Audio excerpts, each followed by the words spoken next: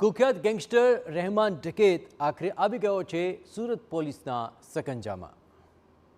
अनेक राज्यों में गुना आचरनारा आंतरराज्य ईरानी गैंगनो मुख्य आरोपी राजू ईरानी एटले के सरदार आबिद अली उर्फे राजू रहमान डकेत सूरत क्राइम ब्रांचना सकंजामां आवी गयो छे। आ गैंग भोपाल में भारे आतंक मचावी चूकी छे, जे बाद महाराष्ट्र में पण गुना आचर्या, चोरी लूंट करी गैंगना सभ्योने एक बाद एक मुद्दामाल पहोंचाड़ी देता, जेथी आरोपी पकड़ाय छतां मुद्दामाल जप्त थतो नहीं।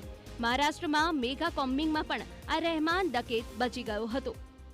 14 राज्यों में नेटवर्क फैलायेलू है, 6 થી વધુ राज्यों में वॉन्टेड है और एक राज्य में गुनो करता नाम खुले एटले त्यांथी भागी बीजी जग्याए जवानुं। लास्ट डिसेम्बरना लास्ट वीक में भोपाल पुलिस द्वारा 150 થી વધુ पुलिस द्वारा कॉम्बिंग करवामां आवता, त्यां 34 થી વધુ पुरुषों 10 થી વધુ महिलाओं ने पकड़वामां आव्या, त्यारे पण राजू ईरानी त्यांथी छटकी जवामां सफल थयो हतो। राजू ईरानी सेफ जग्याए बेसीने आखा देश में गुनाओने अंजाम आपतो हतो।